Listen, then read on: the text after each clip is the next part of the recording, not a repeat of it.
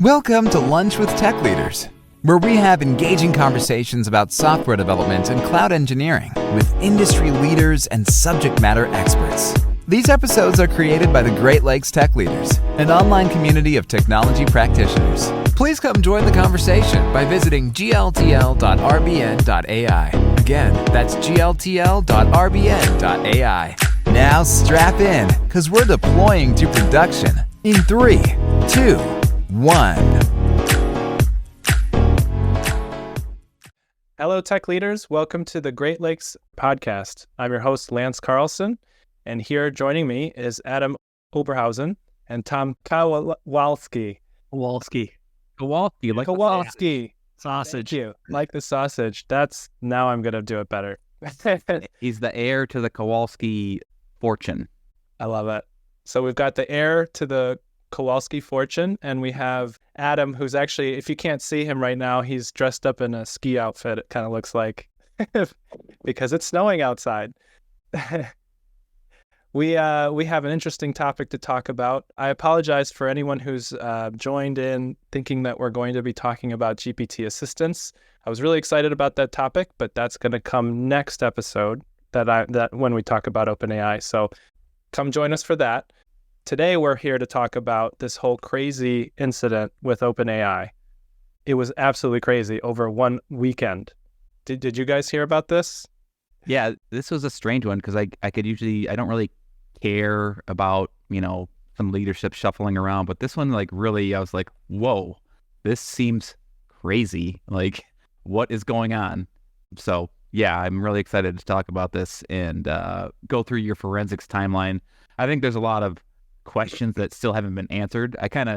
Once he got rehired, Well, for those that don't know, what are we talking about? Yeah, what are we talking about? Yeah, what are we talking about, Lance? So Sam Altman got fired from OpenAI as the CEO by the board. Oh, Crazy. Normally, business as usual, potentially, if it wasn't one of the biggest companies in AI, ever. And what was even more controversial is that the board just made the decision what seemed like out of nowhere. And so, we're here to discuss kind of every angle of this because there's so much going on. I can go through the timeline now, or did you have any other comments? Because it was insane. I was following this over the weekend, and it was just nonstop new stuff. Like, it was like a drama. You couldn't write this stuff. yeah, it's hard to tell the timeline, right? You see an article or a pop-up was like, wait, was this yesterday's? Because it was just a lot of, roller coaster back and forth. So, let's jump into the timeline, and I'm sure we'll riff off of that. I think one thing I did want to say before the timeline is just, I think, obviously we put these tech CEOs on a pedestal, right? And then there's just been a recent, with the Sam Bankman-Friedman guy and, so Elizabeth Holmes, it just seems like, I thought something like that was going on, but it doesn't appear to be the case. And I'm always I'm very reluctant to anoint CEOs and think they're going to save humanity, just because I think the recent track record for some of these fast-moving tech companies is that they're built on a mountain of lies. So I hope that's not the case for OpenAI and Sam Altman, because I've been a pretty big fan of the work he's done. So take us to this timeline, Lance. Help me make sense of what happened. And I completely agree with all of that sentiment. And it's really interesting because Sam Altman, of all people, is kind of part of that old tech culture, and where some of those issues did crop up, like Zuckerberg and the build things and, break things fast. Same kind of culture. Sam comes from that pedigree deeply, and we can go into that later. But the timeline. So November 16th, Ilya Satskever schedules a call with Altman. He was one of the board members. He's the chief scientist at OpenAI, and he's a board member too. He texted Altman on Thursday night about scheduling a call for the next day at noon. So this is November 16th. So that's Thursday. Yeah. And then there was a notification of Altman's firing. Brockman alleges that Mira Murati, who is the CTO of OpenAI, that she would become the interim CEO and was informed of Altman's impending firing. To give some context, Greg Brockman is the chairman of the board, so he was also a board member, and was informed via the call that he was being removed from the board, but would retain his role as president. And this is November 17th, sorry. So now we're into November 17th. That would retain his role as president. During this call, it was confirmed that Altman has been fired. 3 senior OpenAI researchers resign. Microsoft releases a statement. Satya, the CEO of Microsoft, released a statement regarding Altman's firing, saying, "As you saw that at Microsoft's Ignite this week, we're continuing to rapidly innovate for this era of AI with over 100 announcements across the full tech stack, from AI systems, models, tools, in Azure to Copilot. Most importantly, we're committed to delivering all of this to our customers while building for the future. We have a long-term agreement with OpenAI with full access to everything to deliver on the innovation agenda and exciting product roadmap." Basically, he's just saying, like, with Mira, it should be, and the team, it should be fine. Yes, Nothing to worry about exactly. here. Yeah, nothing to say. Han Solo call. Everything's fine here. How are you? All hands meeting at OpenAI there was held with Ilya, and he defended the decision to oust Altman, arguing it was necessary to protect OpenAI's mission, and dismissed allegations that it was a hostile takeover. OpenAI published a post on its blog announcing the firing of Altman. And Brockman says he got a text from Ilya shortly after noon on Friday asking for a quick call. After sending a Google Meet link, Brockman was told that he was being removed from the board as chairman, but was a vital part of the company and retain his role as president, and that Altman had been fired. All right, November 18th. In an internal memo obtained by Axios sent Saturday morning, OpenAI COO Brad Lightcap said yesterday's announcement took the management team by surprise, and that management had had multiple conversations with the board to try to better understand the reasons and process behind their decision. So, like, they're just confused right now, trying to figure out what's going on, because, you know, this has happened in such a short time period. Discussions were ongoing as of Saturday morning per the memo. We can definitely say that the board's decision was not made in response to malfeasance or anything related to financial, business, safety, or security privacy practices, Lightcap added. This was a breakdown in communication between Sam and the board. Well, we still share your concerns about the process, how the process has been handled, and are working to resolve the situation, and will provide updates as we are able. So they're still getting vague answers from the board, and they're still trying to figure it out.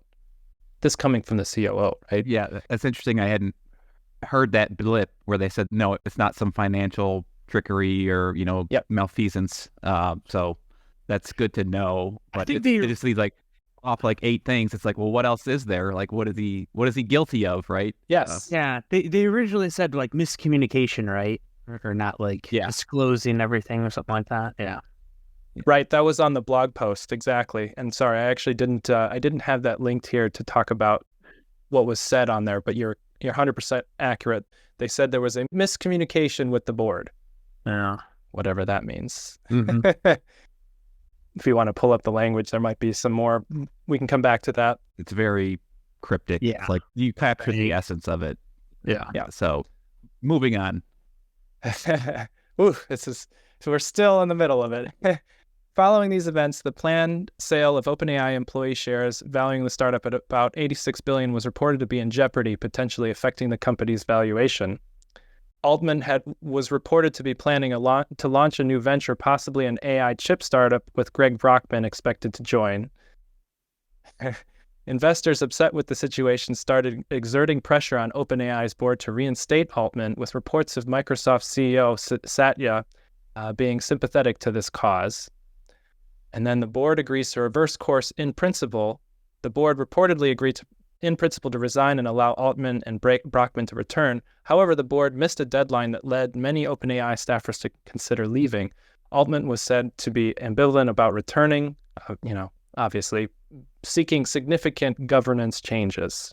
Basically, probably remove the board, and we probably need to change how this is working. And what day is this now? And what? November 18th we're on still. We're still on 18th. All right. I'm going to derail the conversation, Lance, but like the structure of OpenAI, how they transitioned from like a nonprofit to the whole board structure was like something I'd never heard of. So maybe after we go through the timeline, like if you can explain how they're even set up and how they were set up and how they are set up now, I think that's pretty interesting. Yeah. Well, I can quickly go into that because it's kind of interesting. I don't have the 100% details on it, but from what I understand, the history is that OpenAI was a nonprofit, and it was I don't know if it was started, but he was one of the starting people. Actually, Elon Musk was one of the people that started OpenAI, and I think he got ousted at some point. But it was a nonprofit, and they were seeking about they got up to about $130 million in donations to work on this project, and their goal has always been to create AGI. And at some point, it was concerning to them that basically 130 million was not enough to reach their research goals to accomplish this, because they really needed more compute power. Yeah. And data. So what they did was Access to data. Yes. Yeah. And so they spun off the for-profit version, but with the nonprofit still in control.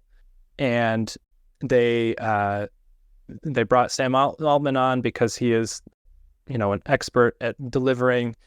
And we can talk all day about Sam Altman's pedigree, but he was I think he was the CEO of Y Combinator, which is, obviously a huge, prolific VC fund. Yeah. So bringing some AI product to market was his job. So the OpenAI, the ChatGPT that you and the OpenAI API that you and I know today was manifested by Sam. Like, that's the product he built. Mm-hmm. And the technology behind it is OpenAI's research project. And so that's what brought all this money in and attention to what we know and I personally love today. Any other questions about the So Sam didn't actually join OpenAI until they decided, hey, we need to. Are those four original board members, or those four board members, the ones that were like there from the nonprofit? That's a good question. Through to November 16th when they ousted him. I don't know what the timeline is of this board, that board, because it's not. Spoiler alert: it's not the same board anymore. Yeah. Yes, I would love to look into that. And we can talk about who those board members were too at some point. So November 19th, Sam was expected to meet OpenAI's San Francisco headquarters with executives pushing for his reinstatement as CEO. Greg Brockman was also invited to this meeting. Board negotiations hit a snag. Efforts by Lightcap and Moratti to reinstate Altman faced resistance from the board, which hadn't resigned due to concerns over potential replacements. So the board is still around because they were looking for replacements. The board was also considering new candidates, including Salesforce co-CEO Brett Taylor.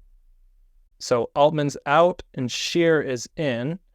It was reported that Altman would not return as CEO at this point.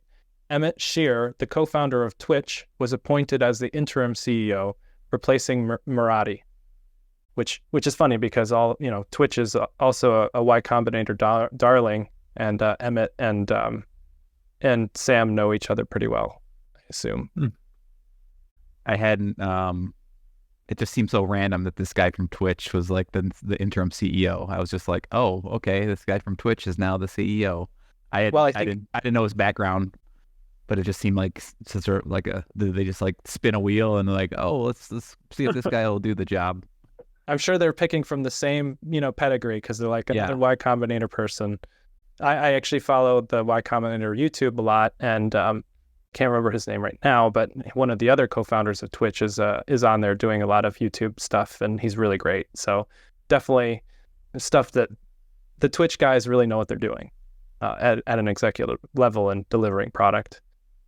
But on November 20th, Sam Altman, Greg Brockman, and colleagues announced that they'll join Microsoft to lead a new AI research team. Nadella, the CEO of Microsoft, leaves the door open to other OpenAI staffers, saying that they'll be given the resources they need should they choose to join. So some context here is that Microsoft had put in, $10 billion something in to make sure so it's hard I don't actually know how much of that was actually put into OpenAI and how much of that was given as a compute resource, because most of that money is allocated for compute resource in order on Azure, so that OpenAI can be hosted, and because there was just an immense amount of compute power required for this. And so at this point, there's also agreements with Microsoft and OpenAI where Azure gets to use the technology for their enterprise customers. And so there's an issue, because if there's any sort of rockiness with OpenAI governance and existing, then maybe the enterprise customers at Microsoft are going to question whether or not Microsoft is able to continue delivering on all of the enterprise Azure stuff. Because right now, if you're if you are a startup and you're running on OpenAI's API, at some point you get to the point where your usage is too high, and usually you're not going to want to be on OpenAI's API, especially because I almost think of OpenAI's API as like the sandbox, because it goes down a lot. And so you want to use that for development. But as soon as you go enterprise, you want to switch to Azure, because you get access to GPT-4, but you get a lot more, scalability there. You can pay for more API usage. So if you're looking to start a startup on OpenAI's GPT-4, eventually you're probably going to need to go on Azure. Okay. So Satya at this point is just like doing his CEO thing and just being like, "Look, everybody, this is fine. This is fine. Don't panic." I remember when this news broke about, he joined Microsoft, and I'm still just kind of like reeling, just kind of like, this is insane. Yeah. I just remember reading the comments in some of the threads and the articles. It's just like, Satya's playing 4D chess. It's basically, he's taking over. He's basically bought out OpenAI without even, writing a check. Because just again, the board member had flopped so magnificently on this decision, in the amount of employees that had signed the letter. Basically, I was worried that the company wouldn't exist in a few days if this thing was going to continue to play out the way it was playing out. So, yeah, once he signed with Microsoft, I was like, oh man, this could be over. This company could just be gone, and we could be just running all my AI queries through whatever Azure stands up in the next couple of days. Which is where the 4D chess comment comes in, because it's like, oh, even if OpenAI does die, everyone's going to be switching to Azure at that point. Yeah. What's next? What's it been? This is day 4, or was that day? We're still on November 20th. Okay. So Ilya publishes a post on X suggesting that he regrets his decision to remove Altman, and that he'll do everything in his power to reinstate Altman as CEO. And then this is the big one. Employees signed a letter threatening to resign. Nearly 500 of OpenAI's 770 employees, including, remarkably, Ilya, published a letter saying that they might quit unless the startup's board resigns and reappoints and ousts Altman. Later Monday, that number climbed to over 650.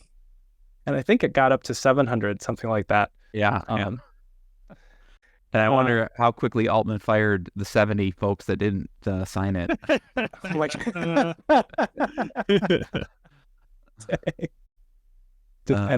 Did they still have a job at Microsoft? Because once it started climbing, I was like, this is escalating really quickly, and I'd never seen anything like this kind of play out so quickly and so dramatically. And so a lot of what I heard on the thread sphere was that, or at least the news that was being published, is that part of the reason that there was so much alignment with the employees more than normal is that he's value driven over value and mission driven over other practices of a company, which I think that certainly that loyalty is definitely there when you have something of so much hype, AI, and being the leader. you can definitely be like, okay, this is the mission and we can stick to it, and let's not jump off this train just yet. It's easier to do that when you're sort of the leader of the pack and it's so early.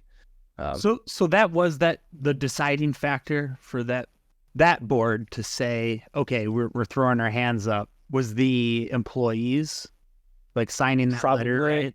Yeah, it's just interesting, right? Because the board has all that power right there, right? They could go either way, but so they decided best interest of the company going forward, because we can't have all these employees quit, is for us to quit. Or did we get into that? Yeah, I don't know. But this letter kind of from all the employees signing it made that happen. That's interesting. If it wasn't going to be Satya, pulling down the hammer, it was definitely the employees. But I guess so that Satya has said in the past, he doesn't, again, it's neither here nor there for him. He can work with an OpenAI that isn't led by Altman. But I think that an OpenAI not led by Altman means something completely different than what the board was firing him for. So what's the point? If you're just replacing him with another CEO that's going to execute on the same thing that they're doing today, what was the point? But we can get into that later, because there's some communication issues that there's some stuff I want to talk about there. But all right. Altman and Brockman considering return. As reported by The Verge, Altman's move to Microsoft isn't a done deal, and both Altman and Brockman are still open to returning to OpenAI. That is, if the remaining board members who initially fired him step aside. OpenAI board considers merger. This is weird. So OpenAI during this whole thing, so OpenAI's board of directors approached Dario Amodei, the co-founder and CEO of rival large language model developer Anthropic, about a potential merger of the two companies. The approach was part of an effort by OpenAI to persuade Amodei to replace Altman as CEO, but Amodei quickly turned down the CEO offer. Crazy. Did not know that. Yeah. November 21st. What was that? The board tried to replace Altman with the CEO of Anthropic. Oh, yeah. Okay. Yep, I did remember that. Who did work there? I think most of the people who started Anthropic worked for OpenAI. That's right. Yeah, they left because of alignment issues, I think. Yeah. But which is funny, because I think that, I don't know, I think they're pretty aligned still, like pretty close at this point. Yeah. The effect of it, I don't know. Maybe it wouldn't have been that way had they not left, and, who knows. Sam Altman, okay, this is November 21st. Sam Altman and OpenAI reached an agreement to return as CEO, and the initial new board. In a sudden late announcement, OpenAI revealed that it and Altman have reached an agreement in principle for him to return as this company's CEO. In addition to Altman's return, its new initial board would include former Salesforce Chief Executive Brett Taylor, former U.S. Secretary of Treasury Larry Summers, and Quora founder Adam D'Angelo. And Adam was already on the board to begin with. So this was, right? What day are we on? November 21st. Okay. Because this is the day when ChatGPT was down at some point. I was trying to, do some work, and I was like, I mean, not surprising. 700 employees are probably, got their feet on their desks and waiting for the board to announce that they resigned. And I'm just kind of like, this tool that I've become pretty heavily dependent on is not working. And I was just, I put it in our Discord channel. I was like, okay, I guess I got to go check out Bard again, because this thing is not working. And that's when I thought it was over. I just thought it was over. I like the XKCD meme where it's like, where the programmers are like, something is down, and then they're out in the back playing, sword fighting or whatever it is. Get back to work. That's really it, right? It was the internet, and now, it's turning into a large language model or whatever, some type of AI assistant. Yeah. No, if it's down, right? It's going to be very dependent on your work. Yeah. But you're right. There's going to be alternatives that are catching up, like Bard, and Claude is pretty good. But ChatGPT, if I can get it, if it's working, I'm using that. It's my Coca-Cola. What's your Claude's your number 2? Claude's probably my number 2. Bard I use for things that are more recent. So if I actually wanted to Google, if I want like Google Plus, you know what I mean, then I'll use Bard. Yeah. Okay. Okay. All right. So December 21st. Or November. Yep, November 21st. Reached an agreement for him to come back, or yes. In his words, his decision to join Microsoft was the best path for me and the team. At this point, his foot was halfway in the door with Microsoft, and he was okay with that. But then OpenAI's board of directors reportedly in talks with Sam Altman, ex-Y Combinator president, to return as CEO as soon as next week. So according to Bloomberg, said that discussions are happening between Quora CEO Adam D'Angelo, one current member of the OpenAI board, and Altman, and possibly other board members as well. So yes, that was the day when they were having discussions. Then board tensions boil over. The New York Times reports that after his ousting, Sam Altman made a move to push out board member Helen Toner. So this is talking about prior to the firing happening. Before his ousting, Sam Altman made a move to push out board member Helen Toner because he thought a paper she had co-written was overly critical of OpenAI. That, among other issues, led to OpenAI's current predicament. Speaking of, the Times indicated that negotiations to hire Altman back continue, but that one major sticking point remained. They wanted guardrails meant to improve Altman's communication with the board, whatever that means. Sounds very micromanagey to me. Yes. So this happened this is before all this happened, right? Yes. That board member. Oh, and then Helen? Yeah, Helen Toner. Okay. So there's all this speculation as to why they fired him. I'll go into all of those other ones, but I actually do want to say the one that I thought made the most sense, and it was from Ezra Klein. He said that one thing in the OpenAI story I am now fully convinced of is it is consistent in my interviews on both sides. This was not about safety. It was not about commercialization. It was not about the speed of development or releases. It was not about Q star. We'll talk about Q star in a minute. It was really a pure fight over control. The board felt it couldn't trust Altman. It felt Altman could and would outmaneuver them in a pinch, but he wasn't outmaneuvering them on X issue. They just felt they couldn't govern him. So it wasn't like a particular issue. It was that they felt they couldn't govern him, which is crazy for a board to just be like, we can't control him, so let's just fire him. Like that, to me. But it's kind of true, right? They can't even control him so much they couldn't even fire him. So it's interesting, right? Kind of. Yeah. Whether that's a good reason to remove the CEO is an open question. The employees obviously did not, and they ended up holding the real power. But that was the reason. People, including me, kept assuming there were some other principle at stake or directional disagreement lurking, but there wasn't, which is at the end why the board had so much trouble explaining its position. Yeah. That's very, that's where it's like we have all this information, all the timeline, but we still don't know. Like I want the board to go on like 60 Minutes and like talk, like, confess what happened here. Yeah. Let's be completely transparent and like, how did it come to this? Because, and they must have just gotten some kind of group think. I mean, I know there's only 4 board members, right? So I could see how this small, is that correct that there's 4? There, at the time of his firing, there's technically 4, but there was, because I think of Greg Brockman was the chairman. Okay. But so 5. Greg Brockman wasn't involved in the firing. Like he was kept out of this loop. Yeah. It's just like these 4 individuals just somehow got in this group think pattern where they thought they could pull this off, and it just seems like they, just weren't really thinking it all the way through. And it was hard that it was interesting because of how vague the blog post was. It led to all of these fractalization of news, like thoughts, theories about what could have, been the reason. One story that came out was that Altman was, heavily trying to invest in and participate in AI chips. He was seeking funding for billions for an AI chip company. From the Saudis. Yeah. Yeah. The other one was that they thought maybe it was the commercialization and the too much speed up of AGI, right? Yeah. Which then a whole bunch of other arguments about whether or not you can and should slow down AGI came up.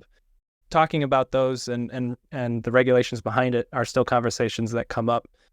And then the most crazy rumor was that this thing called Q star was coming out that would, be able to do math extraordinarily well and would be able to, break encryption and all this other stuff.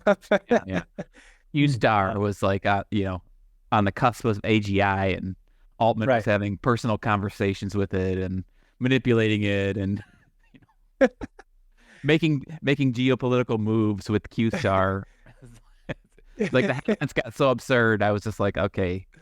Is that a name for product that they're working on, or where did that come from? I think it is an internal thing they have. I don't even know if that's true. If Q-Star is an internal project. And it's funny because then there was all the speculation about what Q star is, and I can't remember what it was. There is an AI specific pattern or algorithm that that was kind of related to Q star that they thought it might be based on, and then people were speculating that would allow GPT to plan, but GPT can do planning. If you ask it to plan, it'll plan based on what your context is. So I'm not really sure how that would add value. Certainly the ability for it to do better math could be interesting. But I don't know. Yeah. Yeah, it was quite the whirlwind. Quite the whirlwind. I'm glad he's back, though. I'm glad the service is up and running. I can use it once again. Sometimes. Do you think the matter is settled, Lance, or do you think there's still I know they've the board's all new. I'm sure they're all very pro Altman, but do you think the dust has settled and this thing, OpenAI, is on a course with Altman to lead the way for the foreseeable future now? I think that if the cooler heads prevail, that's what the direction we're going. Yes. I think there's a lot more people invested and involved in this project than the board realized. I don't know how they didn't keep that into context, but I think that just that alone is going to put checks and balances on Altman. Maybe I'm naive about that, but I do think at least for the foreseeable next couple of years, it makes sense to keep Altman on the path that he's going, because we can see, that last dev conference was amazing. The amount of product releases that were coming out, some of their feature releases were completely, in my opinion, rendering a lot of these sort of add-on to OpenAI, these wrapper companies. They just completely eliminated their use because they have consistently said, don't create an OpenAI wrapper, create something of value that's serving customers, and then use the OpenAI API as a way to augment your service. Don't just make a wrapper, because we're probably going to be making something that's going to compete with that soon. Yeah. All my little personal widgets that I've created just for my own, to optimize my own workflows, have almost been eliminated by the updates that they've created. I still enjoy my little tools because my little pet projects, but yeah, I could tell, you could just, anytime the technology like ChatGPT came out, the spam of products and services that were essentially just wrappers around it was incomprehensible. There was just so many that provided almost zero value. Add a little context to your prompt and that's it. Yeah. I think the other thing I was curious about was I don't really know. I didn't know of Sam Altman before he became the CEO of ChatGPT, and you seem to think highly of him before he had joined OpenAI, and said he came from the old school technologist, fail fast mindset. So yeah, I just was if there's a little history lesson there, and why seems like you're pro Sam Altman, and I always look for mentors and technologists in the space that are good to follow. And I was following him anyway, but yeah, just what do you know about his history and how did he end up leading this company and doing what he's doing? I don't know that much about him beyond. It's funny because I first heard about Sam Altman because of OpenAI, but I did research him after the fact. And I've known about Y Combinator forever, but Yeah. for some reason you didn't really know who was at the helm, and didn't really research his background. But I'm really a big fan of what Y Combinator has done and spit out. And at the moment, I'm a fan of him because he's definitely created something that I use and appreciate and love, and that's really hard to do, especially in the time frame he was given. I don't necessarily like I don't always necessarily like the break things and move fast, because ChatGPT was down for a little bit yesterday, and then I looked at the reason why, and it was because of some production database fix. And it's like, well, the only reason they're doing that is because our production database change, and the only reason they're doing that is because they're moving fast, right? Like you don't have to go down so often if you're not changing stuff so often, but they're changing stuff so rapidly that I think that, in my opinion, is that's why the API is going down. So there are things that are kind of Sam Altman artifacts that aren't the greatest, but the fact that we have it here today is pretty amazing. And my opinion on Sam today, it's great, but that might change if he turns into someone else that I appreciated as a CEO. Like Elon. Voldemort. No. I don't know, if you start acting like crazy, then Yeah. my opinion will change. Yeah, it did make me consider, because I do have a Plus account, right? OpenAI. I pay for it. And, when this was going down, it's like, oh, this is ugly, right? Like I was trusting them with my data and, paying for it. And it's like, ooh, now I'm going to have to rethink this. Yeah. But it's exciting. Again, I was going to talk about a segue into our next. I know some of you came for that GPT assistance, but this kind of interrupted everything because we have to kind of address the issue of whether or not OpenAI is going to be the thing that we put all of our eggs in the basket for. But I think it's still fine. I think we're in good shape and we can rely on it. And I'm looking forward to seeing what they push out in the future. And GPT assistance is pretty cool. It'll be fun because we get to check out, okay, what are the pros and cons? Like, what is the difference between just using because it has such a long context window, what is the difference between using a GPT assistant and what we could have just done, like a one prompt maybe? But there's definitely some differences. I've done a lot of experiments with what are called RAG, which are it's basically adding memory to these systems. ChatGPT had some pretty severe limitations in the beginning, and so we built these vector databases that allowed you to kind of query memory and then inject that back into the prompt, because really the best way we know how to reduce hallucinations is to actually prime it with the correct data. So the best way, in my opinion, to reduce hallucinations is to have a really robust RAG, and potentially in the future some other cognitive architectures or ways of searching data more efficiently. Because when you have the correct information inside of the context, it has a lot lower chance of actually hallucinating. Yeah, I played around with the is the custom GPTs, is that what they call it? When you can create your own little personal GPT. Yeah. I think from a user experience, it was pretty mind-blowing how easy it is to get something set up and start playing around with a GPT that has a specific purpose.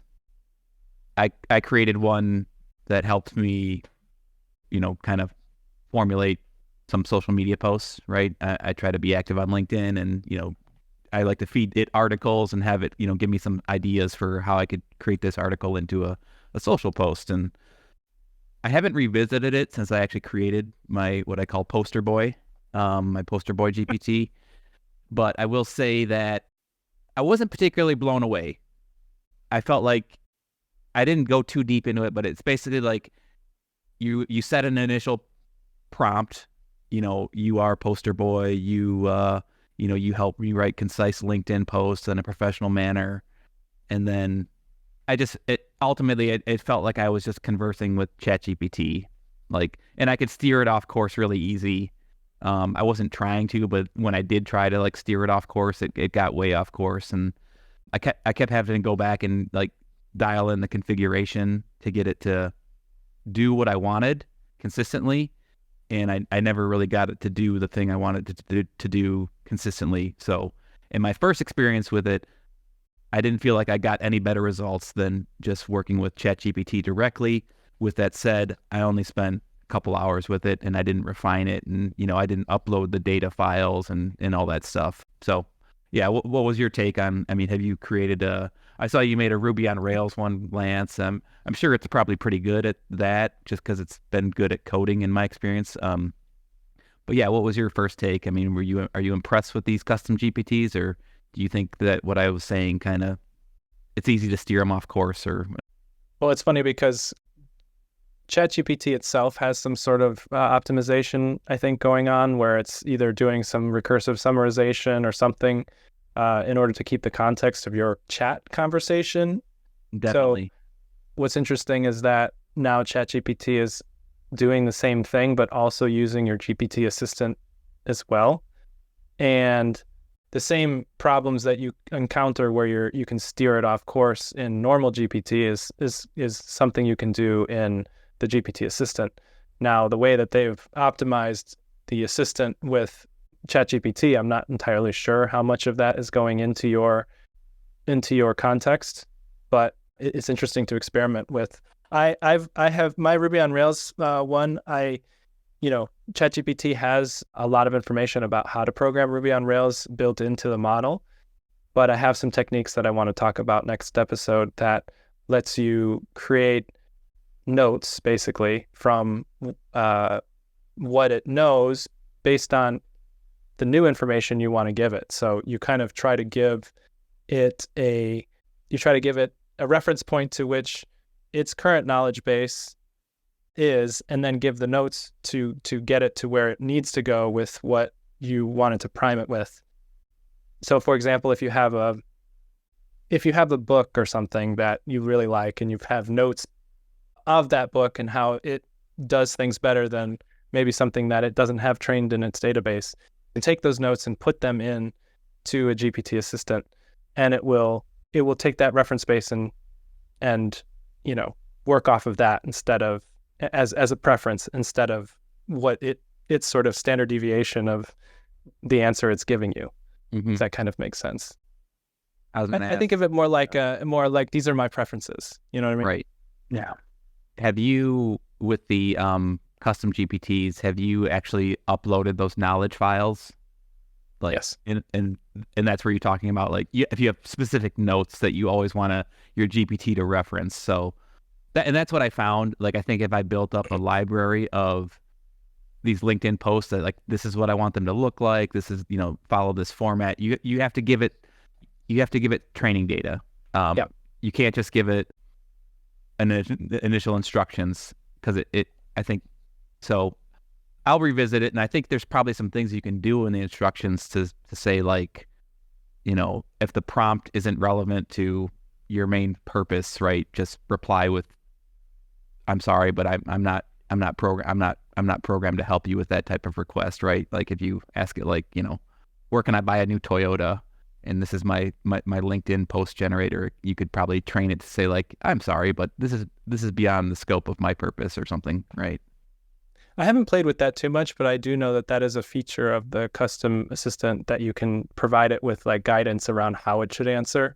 It was funny when I was experimenting with that, it actually did reply consistently for the most part, but I did notice sometimes you could kind of wrangle it to not do that. But yeah, you can do that, but that's not part of what I would say the memory part of GPTs are. Yeah. Yeah. Have you actually used the action feature too, where you can actually have your GPT plug into any API out there and do stuff? Like That's Zapier? crazy to me. I mean, that to me is like the biggest web security threat that has ever been created and just dropped on humanity. We're gonna have. But have you played around with that functionality in terms of the action capability of these GPTs? It's funny, I haven't in this particular. So I think I need to investigate it more, to be honest, because when I do play with when I do play with stuff like that, I usually just use the API. Right. Since the beginning, we were able to do that with the API from the beginning because the API gave you functions, and it could even give you like multiple functions. It could choose which function based on what the person said. So we've had that ability as programmers to do that, but the ability for someone who doesn't have programming skills to do that is kind of the next level. And I know people are experimenting with Zapier. I wasn't aware that it was available for people to actually call out external functions yet, but I will investigate that for the next episode. Yeah. I'm looking at the UI right now. It says add actions. Let your GPT retrieve information or take actions outside of ChatGPT.